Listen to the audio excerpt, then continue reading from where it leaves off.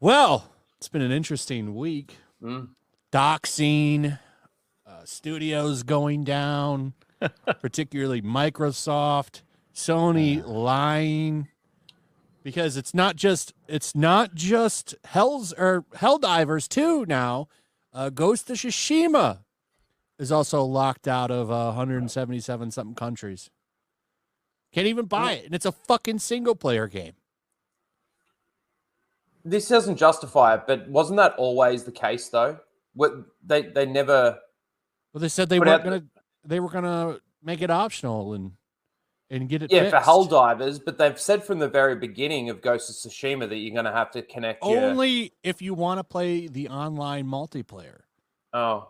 If you wanted to just play the single player game, you apparently don't have to link your shit. Is that right? Yeah. So if this was the shit I was griping about before. I remember I used to just be able to put my game in and fucking play it. I didn't have to be connected to nothing. Yeah. I hate I'm thinking the same thing, bro. I liked it when it was simple. Launchers. The worst one is the EA one, because that one, they set it up to automatically launch when you start your PC. You got to go in there and change it so that it doesn't do that. Yeah, you can turn it off, though. Yeah, remember when you were having problems with your games back in the day? All you used to have to do was go put it back in. Yep. That was the biggest problem you had to deal with. Yep. Exactly. Yeah, the NES was the best one. You know, they said that doesn't.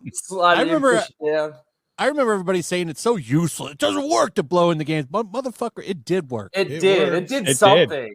Yeah.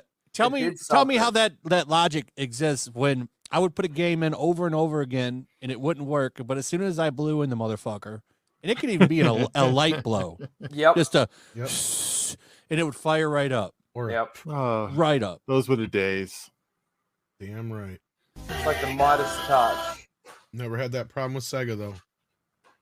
Sega put themselves out of business. I know. Sega, that's sad. The cartridges for Sega used to have to blow sometimes. Nowhere near as bad as I never had that problem. Yeah. Oh, I did, but never as bad as with the Nintendo. Yeah. Nintendo, you have to like every time you boot it up a game, it's like, oh shit. And you blow in the reality to it. But I think it had more to do with the mechanism for the Nintendo, because I don't remember having that problem with the Sega or the Super Nintendo or anything past that. Like it was like a different, where you just slid the game right into it. Yeah, well, they changed the cartridges too. Yeah, it worked a lot better. That's what I mean. It did. Yeah. Yeah, the Nintendo had that. What is it? The 10-prong system or whatever. It's a 10-prong thing. It was like their security system for it. Yeah. I've watched so many console war documentaries. Sega was so sad. What was their last console? I forget. The Dreamcast, which I fondly remember. I love. Which is actually one of the better game systems. It just didn't get support. They came to Blizzard and they were telling us all about their secret new console coming out, and they knew even then. They were so depressed sounding. The execs that came over, they were just like, "Yep, here's our new console, and it does stuff." Well, what happened with Sega was that the Japanese side, they basically sabotaged the U.S. side, is what happened. Yeah, on really purpose, because they got pissed because the bosses would always come in and be like, "Why can't you guys be like Sega America?" So they would deliberately do shit to fuck up Sega America. What's interesting? They really did, and the interesting thing about that is they had the opportunity. They had the opportunity to get the Nintendo 64 hardware. They also had the opportunity to work with PlayStation. They were going to work with PlayStation before I think that Nintendo talk was going on. So they could have been the Sega PlayStation. They could have been the Sega 64. They turned all that shit down for that Sega Saturn garbage that was a fucking mess. That Sega Saturn's what, well, I take that back. What killed them was getting in those peripherals and then jumping into the Sega Saturn. Like right before the Sega Saturn came out, they did the 32X. And then that was what happened, is that they forced them to do that shit, and that's what killed the momentum of their system. It was supposed to be a stopgap, but then they announced the Sega Saturn at E3, and they were like, it's out today, and fucked over all the retailers, because the only place I think you get it was Toys R Us and KB Toys. And there was no software, and a lot of outlets, like when they could come down to the time where they could put it in all the stores, a lot of them said fuck off because they got treated like shit when that selected announcement came out. So, I mean, what a fall from grace. Toys R Us. I do Toys too. R Us was such a great place. Oh, I miss big titties on women. Out there, I mean. Well, most of them are on men now. Good Lord Almighty. I never played the Dreamcast. Never. I did. I played the shit out of Dreamcast. I played specifically a lot of Phantasy Star Online, which was my first real online multiplayer game. I used dial-up to play that game. That's what's wild about it looking back. Well, I played Sega PSO on a 56 before anybody else too, yeah. Through that little Sega thing, the satellite. But the Dreamcast, all of them came with a 56K modem built in, which was wild if you think about it. Mm-hmm. Like, I played that game on dial-up, which is wild how it worked so well. And you think about that, you know, it's crazy to me. Dial-up gaming.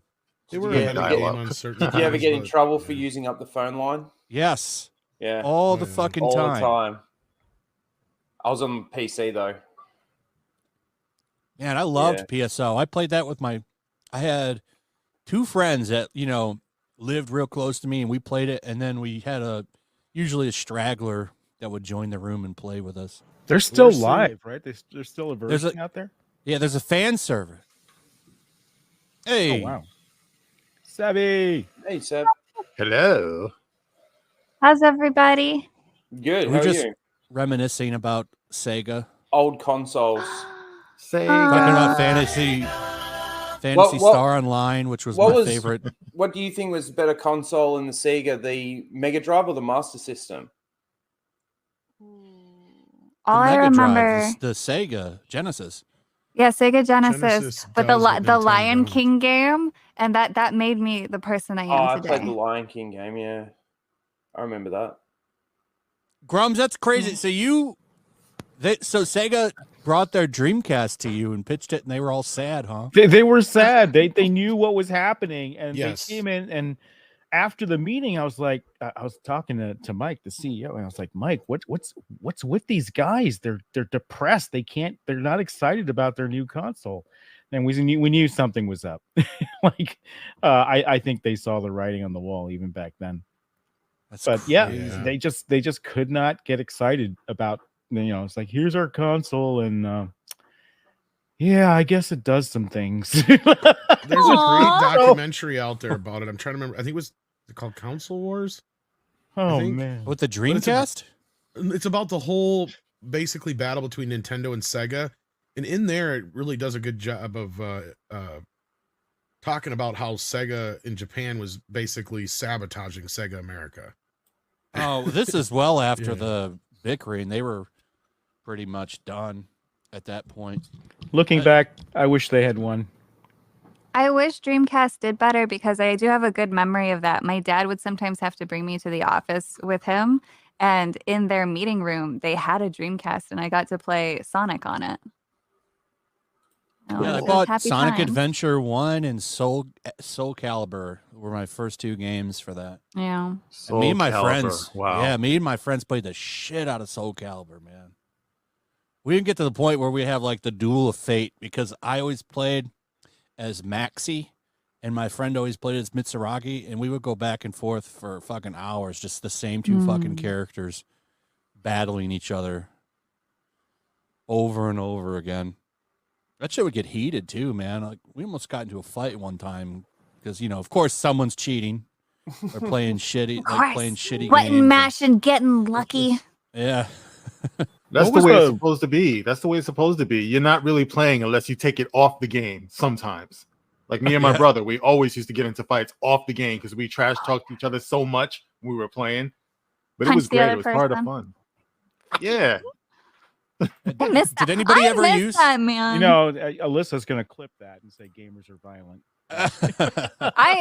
Look, I was the runt of the group, and yes, the twins that I used to hang out with, they would always gang up on me in Melee or in Super Smash Bros or whatever, and I used to just lean over and punch his arm to get him to stop spawn camping me. But it's fine because I Good like times. fucking what? I punched something and then what? Somebody's like, "Oh, that tickles." Like, come on, I'm like a chihuahua.